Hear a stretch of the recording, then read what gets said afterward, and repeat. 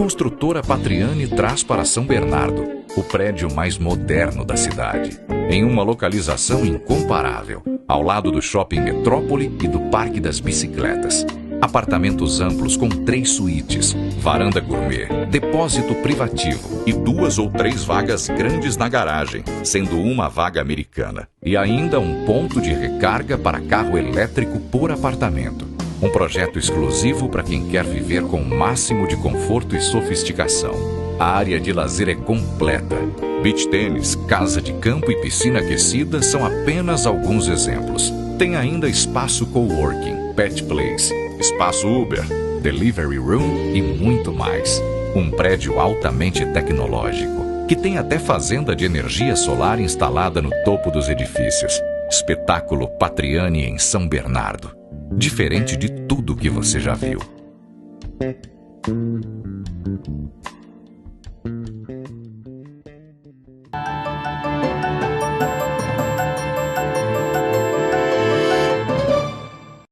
Muito bem, amigos telespectadores, amigas telespectadoras, caros internautas que nos acompanham pelas redes sociais. Olha, vocês estão vendo esses drinks atrás de mim aí?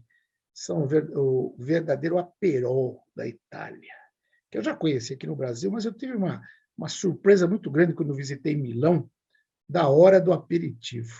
Que você chega em bares, cafés, até restaurantes, você compra um aperitivo desse, na época pagava cerca de 10 euros, coisa assim, e você podia se refestelar com muita comida.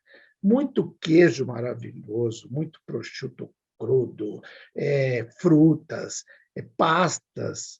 E estou sabendo que isso existe agora no Brasil, aqui em São Paulo, no Itaim Bibi, graças a esse milanês aí, o Marvin Akbari, que vai conversar com a gente agora. Marvin, muito obrigado por me conceder o prazer dessa entrevista. Prazer é meu, muito obrigado. Você já descreveu muito bem a pegada com a emoção do que é o aperitivo italiano. É verdade. Bom, eu que tenho o sobrenome Alessi, né? Lá em Milão é um sobrenome bastante conhecido. Bem comum, bem comum. É bem comum. Agora, me conta aí como é que foi, quanto tempo você está no Brasil, como é que foi essa ideia de trazer essa hora do aperitivo maravilhosa para cá? Eu moro no Brasil já há uns 5 anos, tinha visitado 2 vezes, mas assim, não cheguei a primeira vez, não falava nem português, toda a minha família é lá, eu moro aqui praticamente, conheci todo mundo do zero aqui no Brasil, tenho muitos amigos, mas toda a minha turma ficou lá, né, na Itália. E aqui tem uma empresa de uma produtora de eventos, né? E um dos conceitos que a gente trouxe para o Brasil, que nem você descreveu, foi esse do happy hour italiano, do aperitivo, né? Todos os dias, que nem você falou, nos bares italianos, a gente para às 5 da tarde, colocamos comidas deliciosas, petiscos deliciosos para fora, que nem você falou. Petiscos, mas assim, daquele jeito italiano mesmo. Verdade. Então, a pessoa toma um drink, uma bebida, um vinho, o que ela quiser, e ela oferece desse open food oferecido pela casa. E a gente trouxe esse conceito para o Brasil, trouxemos em 2018 pela primeira vez, fizemos 3 edições no Itaim Bibi, foi um sucesso, foi muito legal, o pessoal adoraram. E agora voltamos aqui, com essa retomada, no local de café no Itaim Bibi de novo. Fizemos já 3 edições, 3 quartas-feiras, estamos indo para essa quarta-feira, a 4ª edição, é até final do ano, toda quarta-feira a gente vai trazer esse conceito, e é que nem na Itália, porque aqui já outros restaurantes fizeram um pouco, outros amigos fizeram, mas é aquela coisa mais tímida, algum petisco mesmo. Não, aqui se você vier no aperitivo que a gente criou, é idêntico ao que a gente faz na Itália, então você vai comer comidas deliciosas, presunto de Parma cortado ao vivo, então é um espetáculo mesmo. Que maravilha! Eu já estou com água na boca só de você falar, porque realmente a experiência que eu tive na Itália, tanto em Milão quanto em Turim, uma vez eu estava voltando de um passeio gastronômico em Alba, a gente desceu na estação de Turim e foi andando a pé, mas já tinha comido bastante na hora do almoço, mas já era comecinho da noite e tal, e a gente passou em frente a um bar. E eu lembrei da hora do aperitivo. Acho que eram 18 horas, assim.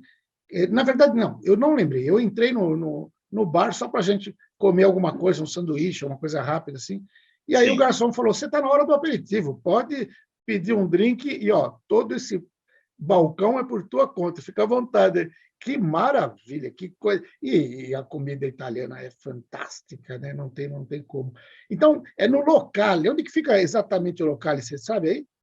Na Manuel Guedes, Rua Manuel Guedes, Legal. 349. É no coração do Itaim, Com bem certeza. na região dos escritórios, É, feito para happy hour, naquele que os brasileiros da região chamam de Condado Itaim, fazer essas verdade. brincadeiras.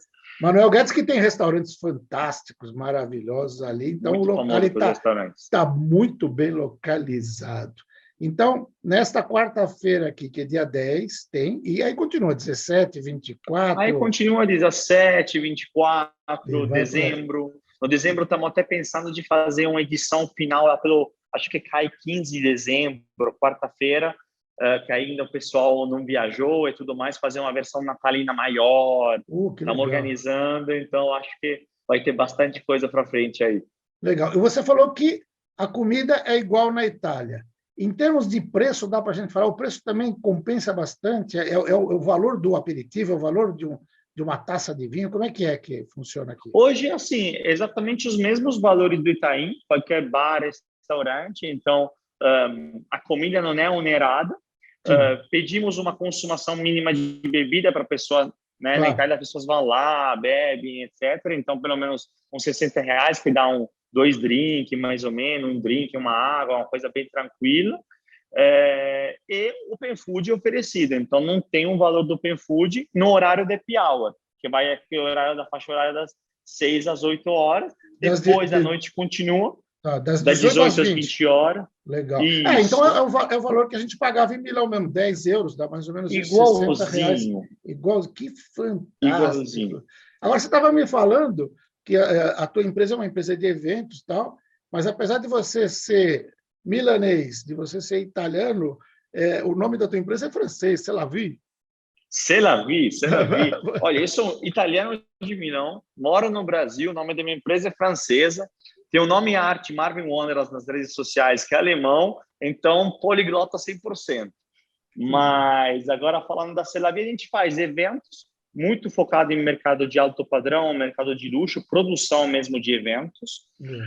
Trabalhamos já menos com bares, restaurantes, esse conceito a gente trouxe mais, porque somos muito amigos do dono, tenho vários amigos de restaurantes aqui, e teve muitos amigos italianos e muitos amigos, que nem você, brasileiros, que conhecem o conceito, pedindo de criar algo desse tipo. A gente pediu, a grande pedido, criamos o aperitivo, mas, em geral, nosso trabalho é muito de produção mesmo, nós desenhamos projetos e produzimos eventos especificamente para o mercado de alto padrão e mercado de luxo. Que legal, que maravilha. Marvel, eu ficaria aqui mais horas conversando com você, mas você sabe que o tempo de televisão é implacável. Fica aí o convite para o pessoal conhecer essa experiência, porque quem ainda não teve a oportunidade de ir a Milão, de ir à Itália e desfrutar dessa hora do aperitivo, vai vivenciar aqui no Itaim Bibi, em São Paulo, no Locale Café, exatamente. Olha, a gente ainda não está podendo viajar, acho que a Itália ainda não abriu ainda para a gente, né? Ainda não, para os Está brasileiros. flexibilizando aos poucos. Aos poucos, Eu né? acho que estavam falando algumas semanas atrás que vão abrir para os brasileiros. Não sei se já aconteceu, Mas mas está no radar. enquanto a gente não pode ir, vamos vivenciar a Itália aqui no Itaim Bibi, graças a essa iniciativa fantástica do Marvin. Marvin, se tiver algo que você queira acrescentar que eu não perguntei, fique à vontade. Vocês são todos muito bem-vindos. É um evento aberto ao público. Eu adoro pessoas que apreciam esse conceito, então criamos justamente para vocês, que são amantes da gastronomia. Vai ser no Itaim Bibi, então repetimos, Locale Café, Rua Manuel Guedes 349, toda quarta-feira, das 18 às 20 horas, tem o aperitivo e depois a noite continua conhecendo os amigos aqui. O pessoal fica tomando drinks a noite inteira. Então, vocês são bem-vindos. Eu, geralmente, 90% dos casos, estou lá nessas quartas-feiras, porque antes de criar qualquer conceito, eu primeiro sou consumidor do conceito, então eu sou apaixonado pelo que eu faço, então estarei lá recebendo vocês pessoalmente. Legal. Marvin, muito obrigado. A gente vai lá conhecer e degustar essas maravilhas. Parabéns aí pelo trabalho. Tendo novidade, a gente está aqui para divulgar. Com prazer, maior prazer. Um abraço. Obrigado, Vitor. Valeu, um abraço. Até a próxima. Valeu. Marvin Akbari, da C'est la vie. E que trouxe aqui para o Brasil esse conceito da hora do aperitivo, conversou com você.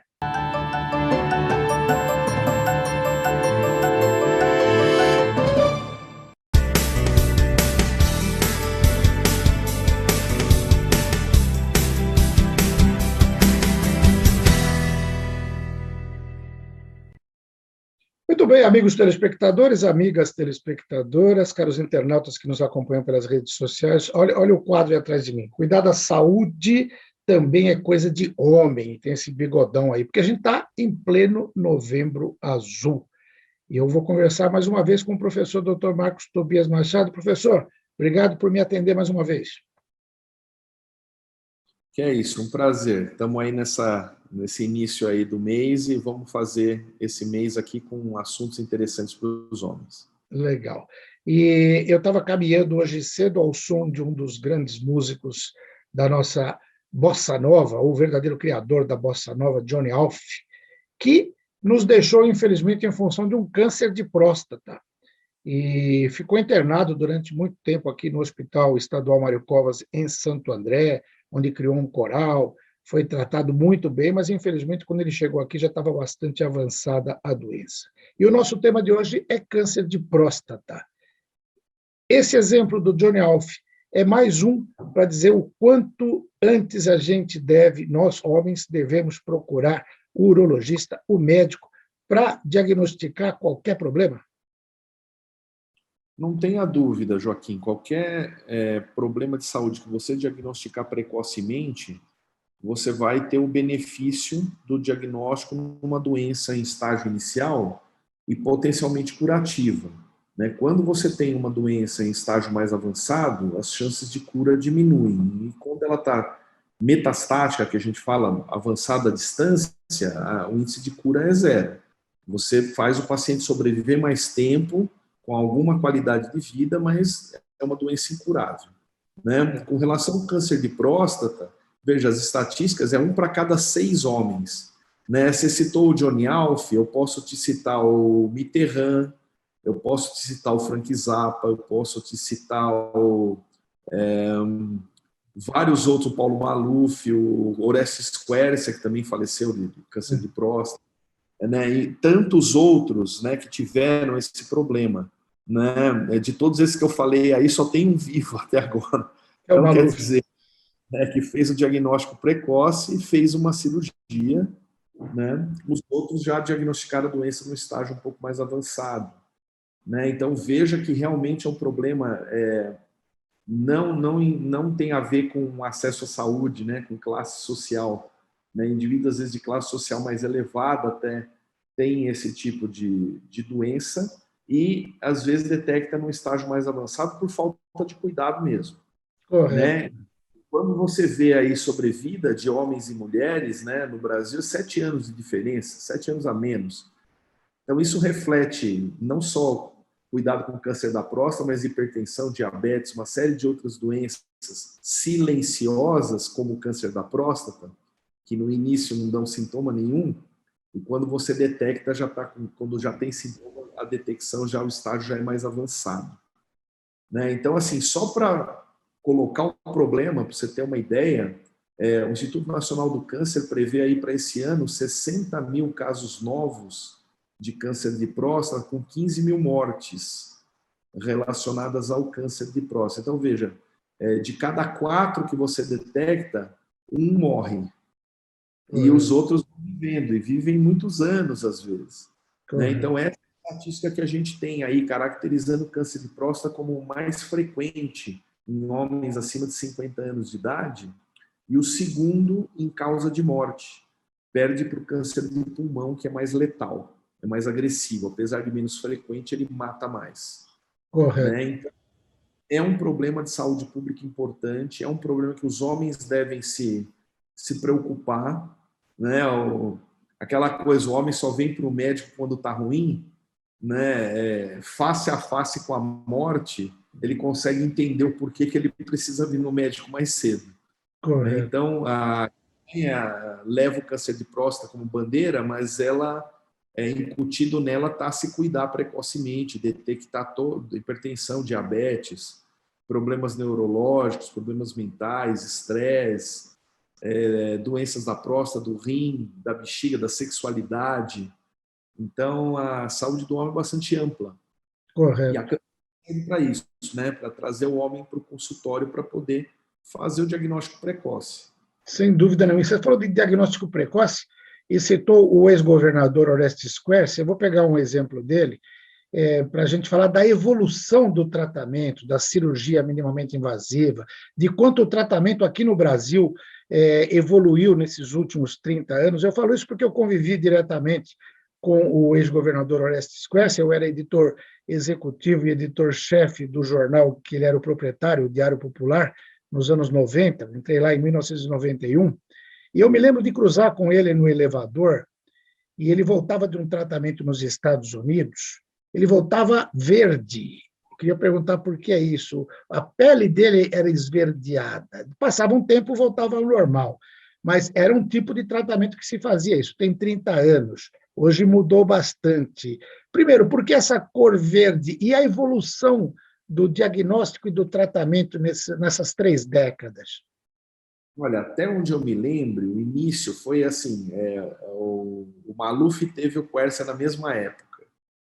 As doenças, a princípio, não dá para a gente saber se elas eram semelhantes, mas o Maluf escolheu a cirurgia radical e o Quercia fez a radioterapia. Os 2 tratamentos são indicados para câncer localizado da próstata, né? A doença do Maluf não retornou mais e a doença do Quercia progrediu. Não quer dizer que a radioterapia obrigatoriamente é pior do que a cirurgia, né? Talvez a doença dele tivesse sido pior. Mas quando você fala em mudanças de coloração da pele, acinzentada, esverdeada, tudo, está muito associado a tratamento sistêmico. Está muito associado à quimioterapia, né, a tratamentos mais agressivos, que realmente podem mudar a coloração da pele. Né? Não, eu estou até falando sem conhecimento de causa, mas quando você vê uma pessoa assim que perde aquele vermelho, anemia, parece ser uma anemia, né? Perde a coloração, possivelmente está fazendo algum tipo de tratamento sistêmico, sim.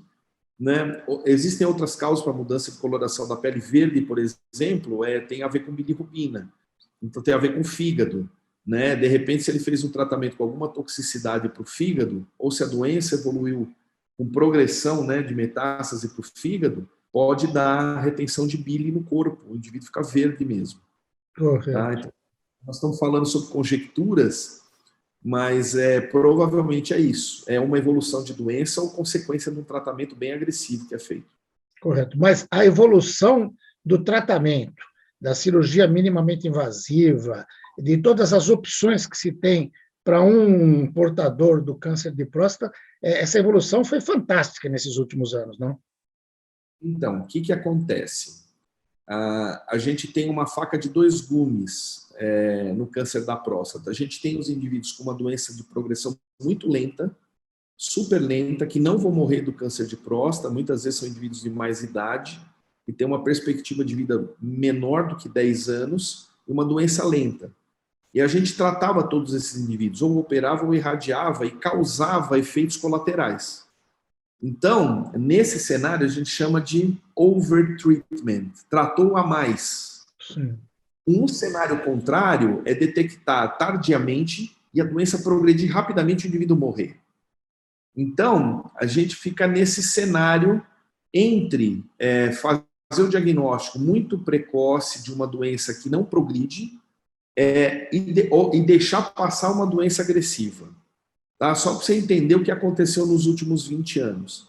A gente passou a detectar, através do PSA, marcadores moleculares, né, ressonância magnética, a gente começou a diferenciar melhor quem são essas pessoas de uma doença super lenta, de evolução lenta, que hoje a gente pode até acompanhar, para aqueles pacientes com uma doença de volume pequeno, que necessita tratamento, que pode ser feito até uma terapia focal, com destruição só do tumor, com crioterapia ou com ondas ultrassônicas de alta frequência, né, o RAIFO, fazendo uma terapia focalizada ou fazendo, foi uma outra evolução, a cirurgia robótica com preservação total da inervação, da ereção, total do esfíncter, então o indivíduo não fica, não perde urina, fica potente numa doença de pequeno volume, para a gente diferenciar daqueles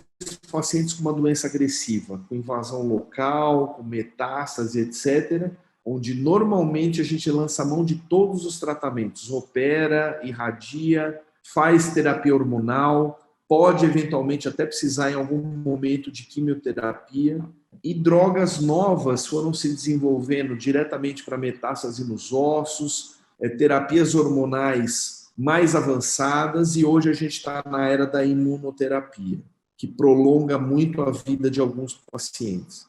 Então, assim, o tratamento evoluiu muito, a radiação evoluiu para uma radiação planejada com raio-x, para hoje se planejar com tomografia, super focalizada, dose altíssima em ponto muito pequeno, para uma coisa grosseira, que causava uma queimadura grande no trajeto, pegando a bexiga, o reto. Então, hoje o tratamento, a gente individualiza melhor o paciente, escolhe melhor as opções de tratamento para ele e causa menos lesão a longo prazo. E tenta não tratar desnecessariamente quem não precisa. Então, hoje a arte da medicina no câncer de próstata é isso, é a individualização do tratamento. Legal. Se eu não estiver enganado, professor, acho que a campanha Novembro Azul começou a ser feita em 2011 aqui no Brasil. Então, a gente teria aí 10 anos de campanha. Dá para sentir que aumentou a procura do homem, a adesão dele a esses exames em função da campanha? Olha, na prática a gente observa que sim. A gente não tem um dado mensurando exatamente esse número, né, de quanto que aumentou as consultas de check-up, mas a gente percebe que pelo menos em novembro os pacientes muitas vezes chegam falando: ô doutor, campanha de Novembro Azul, né, vamos fazer os exames? Então parece que está havendo algum impacto na mídia dessa informação, né, e as mulheres colaboram muito também, estimulando os homens, né, vem logo depois do Outubro Rosa, então é uma coisa positiva, porque é aquele mês que a mulher se cuidou, opa, o mês que vem é o marido. E a mulher ajuda e colabora com isso também, né? Então, eu acho que tem um impacto positivo, sim, e a gente vai acabar vendo doença mais localizada, tratando e melhorando as taxas de sobrevivência, né? Com os anos, a gente observa lentamente uma melhoria nas taxas de sobrevivência para o câncer de próstata no Brasil. Legal. E é bom que a gente vê também o poder público se mobilizando, pelo menos acendendo a luz azul nos prédios de pastos municipais, em várias cidades. Isso também lembra o cidadão, né? Quando ele passa ali à noite, vê aquela coloração azul, ele lembra: opa, preciso fazer minha consulta. É importante esse papel do poder público, né? Se você for pensar, qual o custo disso? Baixíssimo. Verdade. Né? Custo baixíssimo. Para você ter uma ideia, um indivíduo com câncer de próstata tratado pode durar 10, 15, 20 anos. Os tratamentos, à medida que eles vão caminhando, vai necessitando de remédios. Tem remédios hoje que custam R$50 mil por mês. Tá? Então, assim, se você puder reduzir esses indivíduos que vão usar esse tratamento avançado para a cura, além de aumentar a sobrevivência deles, você vai reduzir custos para o Estado. Então, campanhas para doenças endêmicas como essa, câncer de próstata, câncer de mama, né, é muito vantajoso do ponto de vista de custos para o governo. Ainda que faça mais prevenção, né, que gaste mais com exames, com prevenção, isso a gente vê pela questão do Covid-19. À medida que a gente passou a testar mais, começou aquela coisa: nossa, mas vai testar todo mundo, vai gastar milhões? A hora que começou a testar mais, começou a morrer menos. Sim. Começou a morrer menos. A vacina, começou a morrer menos. Então, à medida que você previne doença, você gasta muito menos, né, do que indivíduo hospitalizado, né, encharcando o sistema de saúde da gente com paciente com doença avançada. muitas vezes incurável, né? Precisa de cuidado paliativo, tudo isso é caríssimo. Então, se tiver uma cabeça preventiva, com certeza economiza, né? Sabe como é que a gente vê isso? As grandes seguradoras, né, que têm planos de saúde, estão oferecendo cuidados preventivos para os pacientes mais idosos, né? Consultas de check-up, o indivíduo não vai, mas ele tem uma consulta geral com o médico, tipo um médico de família, indica para ele os especialistas. Por quê? Porque é redução de custo. Você acha que o convênio é uma empresa privada, ganha dinheiro fazendo isso. Então, além de oferecer uma qualidade de vida para o indivíduo, ele quer economizar, quer gastar menos. Verdade. Não é?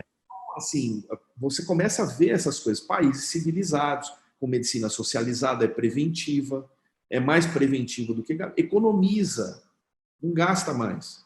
Correto. E é uma economia inteligente que a gente tem que exaltar. Professor, acho que hoje a gente ficou por aqui. Se tiver algum ponto que eu não abordei, que queira abordar, fica à vontade. Acho que a gente falou bem, que fique a mensagem da precoce, de estimular os homens acima de 40 anos para virem nos consultórios, pelo menos dar uma avaliada geral para ver que tipo de tratamento precisa fazer, né? E não ter receio dos tratamentos. Procura um médico especializado, confia no seu médico, que os tratamentos estão muito avançados. Aí, obviamente, caso a caso, é discutido as perspectivas, né, de curabilidade e de qualidade de vida depois do tratamento. Mas não fuja do diagnóstico. Tá? E hoje a gente sabe individualizar melhor aqueles indivíduos que, eventualmente, até podem não ser tratados. Tá? Então, hoje a gente prioriza muito a qualidade de vida dos pacientes. Né? Não deixe de vir ao seu médico. E não perca para o próximo programa, e nós vamos falar da hiperplasia da próstata, que é o crescimento da próstata, que praticamente quase 80% dos homens com 80 anos vão ter. Então, é super relevante, né? Pode causar sintomas, e eu acho que é um assunto interessante para a gente tratar na próxima entrevista. Maravilha. Então, anote aí na sua agenda, hiperplasia da próstata. É o tema da entrevista da próxima semana. Professor, muito obrigado por essa aula. Até a próxima. Grande abraço a todos. Até logo. Professor Dr. Marcos Tobias Machado, urologista da Uroproctor, falou com você.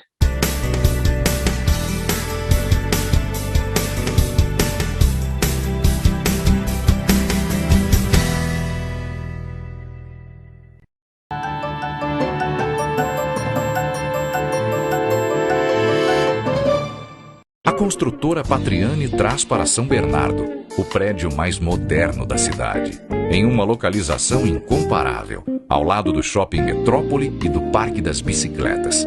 Apartamentos amplos com 3 suítes, varanda gourmet, depósito privativo e 2 ou 3 vagas grandes na garagem, sendo uma vaga americana. E ainda um ponto de recarga para carro elétrico por apartamento.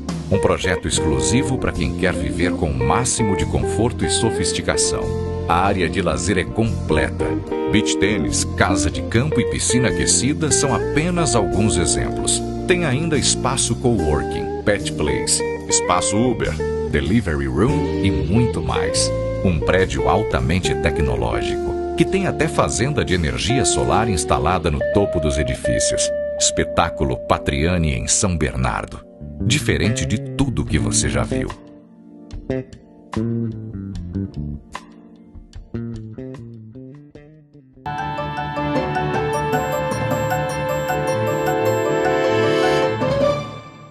Muito bem, amigos telespectadores, amigas telespectadoras, caros internautas que nos acompanham pelas redes sociais. E hoje eu tenho a honra e a satisfação de receber 3 feras do direito de São Bernardo do Campo. Vão acontecer as eleições para a renovação do comando da subseção da Ordem dos Advogados do Brasil, OAB São Bernardo do Campo. Eu estou falando aqui com os integrantes da chapa, a chapa 3, né? O doutor Luiz Ricardo Biagioni Bertanha, que vai ser o candidato a presidente, doutor Elaine Brandão, secretária-geral, e doutor Tiago Menegaldo, tesoureiro. Doutor Bertanha, muito obrigado. Começando com o presidente, né, por uma questão de hierarquia. Muito obrigado por atender o pedido aí da entrevista. Ô, Joaquim Alessi, obrigado, agradeço a você, todo o seu pessoal, toda a sua equipe, a chapa, que aqui representando a chapa número 3, União pela Ordem, tesoureiro Tiago Menegaldo, Elaine Brandão, a nossa secretária-geral, tem também a doutora Andréa Castro Alves, que não está presente, a nossa vice-presidente, e a doutora Adriana Prete, secretária adjunta. Então, prazer, a imprensa é muito importante nessas horas, é assim que a gente consegue levar as nossas ideias, nossas propostas adiante, e papel fundamental, não conseguiremos chegar nos escritórios dos quase 7 mil advogados inscritos aqui na subseção de São Bernardo do Campo, então é assim que a gente está tentando chegar nos nossos colegas, com as nossas propostas, com o nosso currículo, com o nosso histórico junto à OAB, que isso a Chapa 3 tem de sobra para elevar a classe, com certeza nós vamos dar o nosso melhor, não tenho dúvida disso. Obrigado pela oportunidade. Eu que agradeço. Daqui a pouco a gente vai falar dessas propostas. Só cumprimentar os outros 2 participantes. Doutora Elaine Brandão, agora, por uma questão de deferência às mulheres, né? Muito obrigado por aceitar participar aqui da entrevista. Eu que agradeço, Alessio, o convite. Agradeço em nome da chapa, né, na sua totalidade, por a abertura desse espaço importante, para que a gente alcance aí a advocacia, né, para que conheça um pouco de nós como profissionais do direito e também das nossas propostas aí para a direção da nossa subseção de São Bernardo do Campo. Muito obrigada pelo convite. Eu que agradeço. E, finalmente, doutor Tiago Menegaldo, gostaria de entrevistar todos os integrantes, mas ia ficar com um espaço muito pequenininho para cada um. Depois, com o decorrer do tempo, a gente vai conversar com os demais participantes, né? Doutor Tiago, obrigado por participar da entrevista. Alessi, nós que agradecemos aqui, né? Agradeço em nome de toda a chapa, assim como fez a doutora Elaine. É muito importante, como disse o Bertanha, o papel da imprensa e poder levar a informação, principalmente para o pessoal, porque é um público específico, né? A advocacia é um público muito específico, e a gente ter a oportunidade de divulgar as nossas propostas através do seu canal aqui vai nos auxiliar muito, auxilia toda a advocacia. Você colabora muito fazendo isso com a advocacia são bernardense. Muito obrigado pelo espaço, viu? Eu que agradeço mais uma vez. Doutor Bertanha, dá para resumir nas propostas-chave aí o que a Chapa 3 pretende fazer na OAB de São Bernardo do Campo? Na verdade, nós temos, primeiramente, Alessio, o que a gente consegue vislumbrar é que as nossas propostas foram extraídas das ideias dos nossos próprios colegas, nessas visitas que fizemos e estamos fazendo nos escritórios de advocacia. Então, nós ouvimos. A primeira coisa que nós fizemos foi ouvir a advocacia. E a primeira coisa que notamos é isso, a advocacia queria ser ouvida de verdade, né? Ela queria passar um pouquinho do que está acontecendo, principalmente no momento de pandemia que a advocacia atravessou. Entendemos que depois da área da saúde, a advocacia foi a profissão mais afetada. A gente lida com o ser humano, a gente lida com problema, e a gente vai consumindo esses problemas, problema financeiro, problema de perda de cliente, enfim, é o mesmo problema da população em geral, mas a gente fica ouvindo, fica consumindo. E o que nós sentimos ouvindo é exatamente isso. O advogado, ele queria ser ouvido um pouquinho, ele queria contar o que está acontecendo, ele queria ser acolhido. Eu acho que é aquela humanização que a entidade como um todo precisa fazer. A proposta, então, disso saíram as propostas mais viáveis e diferentes, né? Então, do advogado de empresa, do advogado que trabalha sozinho no escritório, do advogado que perdeu seu escritório, do advogado que muitas vezes não tem nem condições de ter o coworking, do jovem advogado que ficou em cima da teoria nos 5 anos, e o 6º ano ele não aguenta mais ver teoria. É muito importante o curso, é muito importante a reciclagem, é muito importante a pós-graduação, mas agora é a hora de sair para o mercado, de evoluir, de conhecer um pouquinho da técnica. E é isso que a gente sentiu, nós sentimos, a Chapa 3 sentiu pelo o que o advogado estava querendo. Era esse bate-papo, esse olho no olho, essa troca de experiência, mas não simplesmente de forma passiva, de forma ativa, que é o quê? Trocando as experiências. Aí fala, pô, mas Bertanha, então onde você vai chegar com isso? Eu vou chegar numa das nossas propostas que eu acho que a doutora Elaine e o doutor Menegaldo vão concordar comigo, que é o nosso carro-chefe, é a proposta do Adote um Padrinho. Essa proposta é muito legal, o custo dela é 0, a gente precisa do quê? De material humano, do advogado, que é o quê? O advogado mais consagrado, o advogado que já está 5, 10, 15, 30 anos na profissão, ele vai lá na OAB, ele vai adotar 3, 4 afiliados, ou quantos ele quiser, quantos ele tiver condições de comprometimento, nós vamos fazer reunião, nós vamos ceder uma sala ou um link telepresencial, e ele vai ter aquela conversa com os profissionais da área dele, para que essa troca, isso que nós estamos fazendo entre eles, o padrinho e o seu afiliado. Que Com isso, nós vamos legal. conseguir um profissional civilista, trabalhista, previdenciarista, criminalista, ou dentro da área civil, que tem várias áreas que englobam. Então, a gente vai falar de temas super atuais, como LGPD, enfim, tantas outras coisas, essas questões do contrato de trabalho, né, trabalhista, suspensão do contrato de trabalho, agora que até pouco tempo atrás você poderia demitir se não tomasse a vacina, e agora tem uma nova decisão super, isso o Menegaldo, que é o especialista da área, vai poder falar, não pode mais ter essa demissão. Então, o advogado ele é o primeiro que tem que estar a par desse assunto. Como é que você vai evoluir com isso?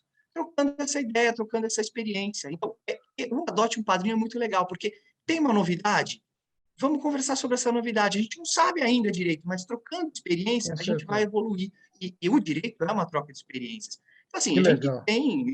Eu poderia aqui falar, cada proposta a gente levaria, mas nós temos muita proposta bacana, e o que nós precisamos para essa proposta? Custo zero, é isso que é importante, não é ideia mirabolante, não, aqui... A gente não precisa de dinheiro para fazer isso, a gente precisa do espaço, o espaço nós temos, também temos uma proposta sobre o espaço, mas vamos falar do que nós já temos para trabalhar.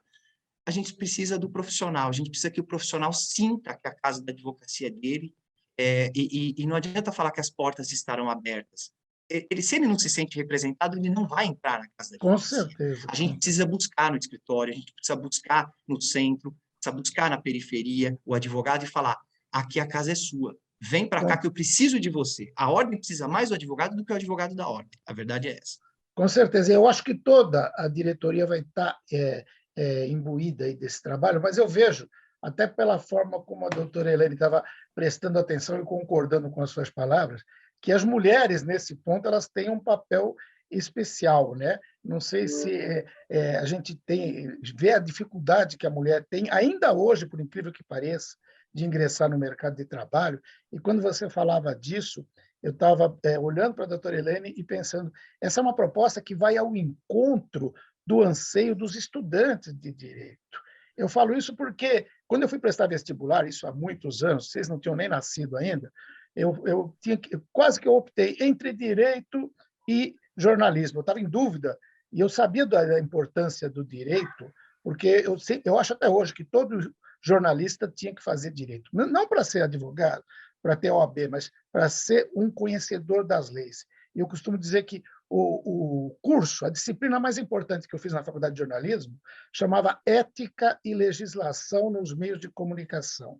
Era um advogado que ministrava esse curso, o doutor Renan, e eu aprendi muito. Eu aprendi naquela época, isso faz mais de 40 anos, quase 45 anos, a diferença entre mandado e mandato. Eu aprendi que eu não podia chamar alguém de assassino sem que ele tivesse sido julgado, mesmo que ele tivesse sido preso, como ter cometido um assassinato, mas ele não é um assassino enquanto a justiça não disser e não publicar ali. Então, essas coisas eu guardo comigo. Conhecia a Lei 5.250 na íntegra, que era a antiga lei de imprensa, que o pessoal falava que era a lei da ditadura, né? E hoje nós não temos nenhum balizador para isso. Mas eu acho que a doutora Elaine ela vai ter um papel fundamental nesse acolhimento. Estou errado, doutora Elaine? Não, está certíssimo. Foi uma da... Esse projeto nosso eu chamo que é a menina dos nossos olhos, porque todos nós não viemos de famílias tradicionais da advocacia, né? Então, nós tivemos que galgar aí os nossos escritórios e a nossa carreira sozinho, né? Então, a gente conhece as dificuldades, né? Então, assim, eu ainda que atuo na área criminal, é uma área ainda um pouco, né, criminalizada, assim, por ser mulher, né, discriminada. Então, eu vejo muito isso nos corredores dos fóruns, os colegas tendo que fazer estágio e pedindo, olha, posso assistir sua audiência para me ver como é? Então, assim, aí eu pensei o quanto é importante, no início de carreira, você ter um colega mais experiente, não que você não saiba, você sabe, você tem muito conteúdo, você acabou de se formar, mas a experiência do dia a dia, aquela insegurança, será que está certo, será que está errado? É a vida do meu cliente que está em jogo, né? Então, assim, essa segurança que esse advogado, né, o padrinho, dará aos novos advogados, não tem tamanho, né, que consiga mensurar, né? Então, eu acho que é um projeto que vai ser revolucionário aqui na nossa subseção, para o jovem e também para o advogado também mais experiência. Por quê? Hoje, com o peticionamento eletrônico, muitos advogados, né, com mais idade, têm muita dificuldade, porque os sistemas mudam. Eu tenho muita dificuldade em atualizar o Java, tem hora que trava, a gente não sabe como fazer. Então, o que a gente quer é essa troca de experiência do novo e do mais experiente. É isso que a gente pretende, unir aí as duas forças. Que maravilha! Eu estava vendo o doutor Tiago, e eu estou tentadíssimo a falar dessa questão que o doutor Bertanha levantou aí da legislação trabalhista, de poder demitir quem não se vacinou, mas isso a gente vai ter que fazer um outro programa, porque isso dá um debate para mais de metro, como se diz no interior. Agora, eu estou encantado com isso, porque, olha, mais uma vez eu vou citar minha experiência pessoal. Eu sou da última geração de jornalistas estagiários desse país. Porque quando eu fui contratado pela primeira vez em um jornal, em 1978, eu tenho lá na minha carteira profissional, repórter estagiário. Depois daquilo, por uma briga besta sindical, acabou-se com a legislação e proibiu-se o estágio do jornalista profissional. Hoje o jornalista não faz estágio. Isso que vocês estão fazendo é muito mais do que um estágio. É colocar o profissional que acabou de receber o canudo ali na escola no mercado efetivamente. Essa é uma revolução. Eu que acompanho eleições na OAB de São Bernardo do Campo desde 1976, por aí, quando o prefeito ainda era o Tito Costa, faz tempo isso, né? Eu nunca vi uma proposta como essa. Quer dizer, vocês vêm para inovar mesmo, né? Essa questão, Alessia, eu falo isso assim com muito carinho, porque sou advogado e minha segunda atividade é ser professor. E eu recebo muito, assim, mas muito mesmo, muitas questões que vêm em inbox pelas minhas redes sociais, Facebook, pelo WhatsApp, pelo próprio Instagram, o pessoal sempre fazendo essas perguntas, né?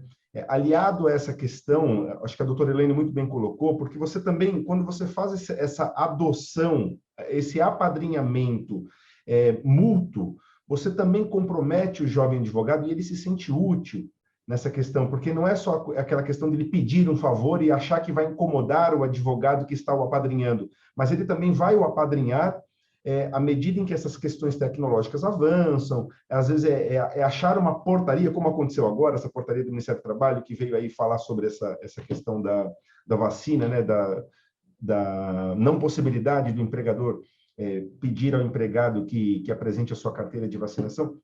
Então, veja só, essas atualizações também são importantes para debater o jovem com o mais velho, porque o mais velho ele vem daquela questão principiológica, o jovem vem mais daquela questão imediatista, então tudo isso vai colaborar muito acho que para a advocacia como um todo. Me lembro que tanto eu, quanto a doutora Elaine, quanto o doutor Bertanha, nós temos uma história dentro da OAB, nós não chegamos ontem na OAB, né? É uma questão assim, eu conheci o doutor Bertanha e a doutora Elaine e os demais membros da chapa nos corredores da OAB mesmo, né? A gente lá colocando a mão na massa, trabalhando, trabalho voluntário. Uma das coisas que nós criamos no passado, que a gente retoma também, aliado a essa questão do apadrinhamento, no passado, eu intitulei isso, quando presidente da Comissão de Direito do Trabalho, como help jurídico, e aqui nós estamos mantendo a mesma ideia. Mas você agora estava comentando da não obrigatoriedade mais do estágio, né? O curso de Direito também não tem essa questão, apesar que, em que pese nós tenhamos o exame de ordem, que eu vejo que nenhum outro curso tem, e quando a gente passa por ele, esses dias nós discutíamos isso numa live, né? Falamos da importância do exame de ordem, mas assim, ainda assim, o 6º ano é o mais difícil, né? Quando você coloca pessoas à disposição, e à medida que a gente vai levando isso para as nossas propostas, você colocar uma pessoa como help jurídico, o help jurídico, o que seria? É uma ideia assim, o advogado está com uma dúvida no seu escritório, e muitas vezes, assim como eu, que estive sozinho, ou com meu sócio, que não estuda a minha matéria, nós muitas vezes não tínhamos a quem nos socorrer. Às vezes você tinha que ligar para um professor, para alguém que você eventualmente conheceu no fórum, para tentar tirar uma dúvida. E quando você consegue trazer isso para dentro da casa, como nós fizemos, foi um projeto que na época deu muito certo. O advogado, ele entrava ele ligava para a OAB, fazia um agendamento, e eu e mais 3 colegas, na época, representando a Comissão de Direito do Trabalho, fazíamos atendimento para advogados e para estagiários. Não era um atendimento, neste caso, para a população, era específico para o nosso público, para advogados e para estagiários. E é óbvio, não tinha uma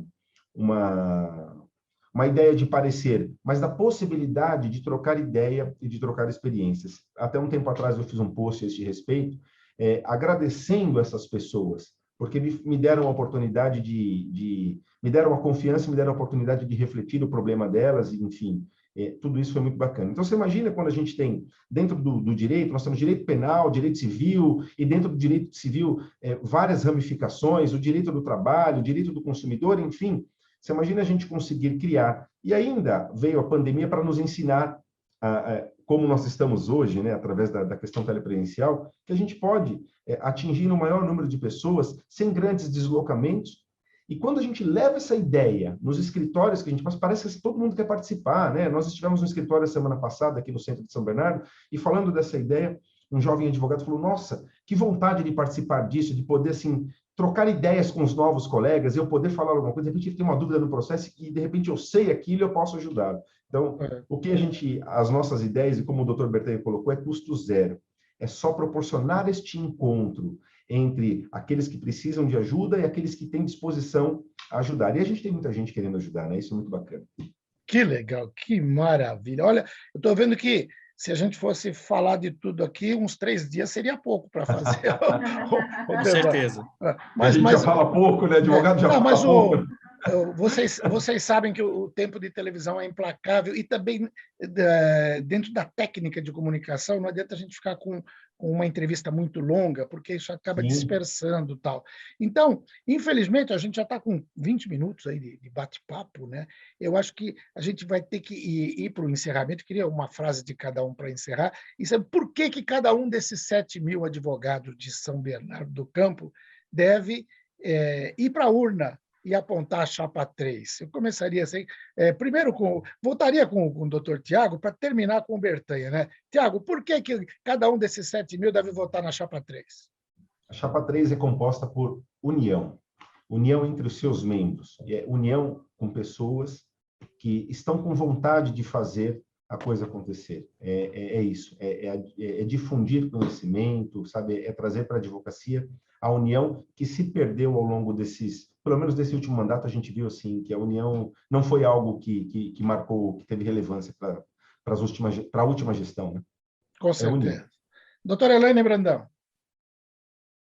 Eu quero que você vote no dia 25 de novembro na chapa 3, porque nós, junto com você, colega advogado, vamos fazer uma gestão de excelência, porque nós estamos aqui pensando em você. Maravilha. Doutor Bertanha, presidente. Lessi, primeiramente, é muito importante, a abstenção nos preocupa muito. Gostaríamos que o advogado fosse mesmo votar. As condições de votação estarão bem melhores do que nas eleições passadas por conta da pandemia, está tendo essa preocupação. Não ocorrerá mais na casa da advocacia pelo tamanho, e sim no poliesportivo, em que tem um pé direito alto, em que tem maiores condições de cada um ficar num canto, nas sessões. Aumentaram as quantidades de sessões, né? Acho que aumentaram em 4 ou 5 sessões. Então, de fato, a casa da advocacia não comportaria, a não ser com risco, né, por causa da pandemia. Então, isso é mais um motivo para que todos apareçam para votar no dia 25 de novembro, das 9 às 17 horas, e porque para a chapa 3, a votação em massa é mais importante ainda, porque quem conhece, quem advoga, sabe que a chapa 3 ela é composta por advogados, por advogados que estão no fórum no dia a dia, seja o Menegaldo através do Fórum Trabalhista, seja a Elaine Brandão, que fica no Fórum Estadual, principalmente na questão da área dela, que é criminal, seja eu que sou civilista, que eu estou no Fórum Estadual também, e também muitas vezes no Trabalhista, seja a Andréa Castro Alves, que é uma advogada previdenciarista e civilista, seja a Adriana Prete, que é uma civilista também, ou seja, nós estamos no dia a dia no Fórum. Mas, para ser bem objetivo a sua pergunta, por que Chapa 3? Teria várias palavras para falar da Chapa 3, mas eu cito 3. A meritocracia, a ética e a benevolência. Por que a meritocracia? Porque, como os meus pares falaram agora há pouco, nós estamos vivendo a OAB desde que retiramos a nossa inscrição definitiva. Nós não saímos da OAB, nós apenas não aparecemos na foto, mas sempre tivemos composição como membros de comissões, seja assistência, seja o help jurídico, como o Menegaldo falou, o grupo de estudos, a Elaine também, nas mais diversas áreas que ela atuou, nas comissões, eu também, e todos os demais advogados. Então, isso é um mérito. A gente tem uma história com a nossa instituição.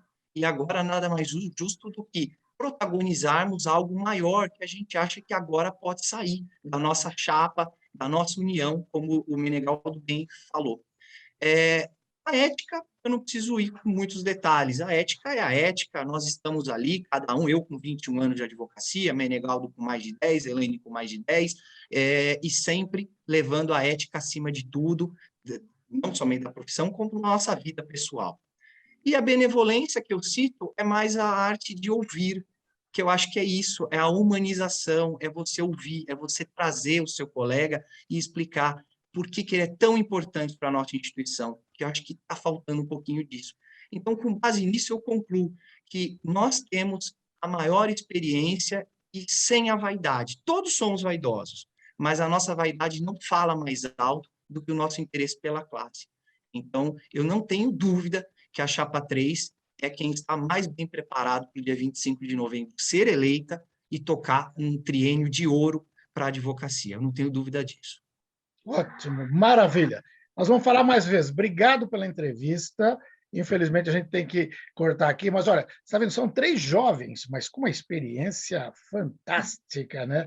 Porque 21 anos de direito, a gente ainda pode falar que você tem muito chão para percorrer ainda, 10 anos, 15 anos, mas vocês mostram uma dedicação. E esse ponto que eu sempre gostei, como comunicador que eu sou, da importância de quem sabe ouvir.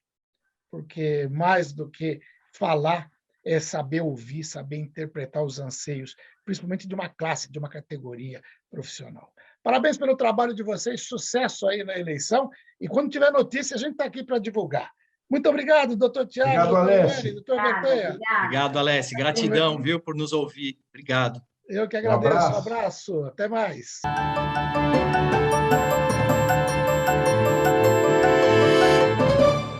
A construtora Patriani traz para São Bernardo o prédio mais moderno da cidade, em uma localização incomparável, ao lado do Shopping Metrópole e do Parque das Bicicletas. Apartamentos amplos com 3 suítes, varanda gourmet, depósito privativo e 2 ou 3 vagas grandes na garagem, sendo uma vaga americana. E ainda um ponto de recarga para carro elétrico por apartamento. Um projeto exclusivo para quem quer viver com o máximo de conforto e sofisticação. A área de lazer é completa. Beach tênis, casa de campo e piscina aquecida são apenas alguns exemplos. Tem ainda espaço coworking, pet place, espaço Uber, delivery room e muito mais. Um prédio altamente tecnológico, que tem até fazenda de energia solar instalada no topo dos edifícios. Espetáculo Patriani em São Bernardo. Diferente de tudo que você já viu.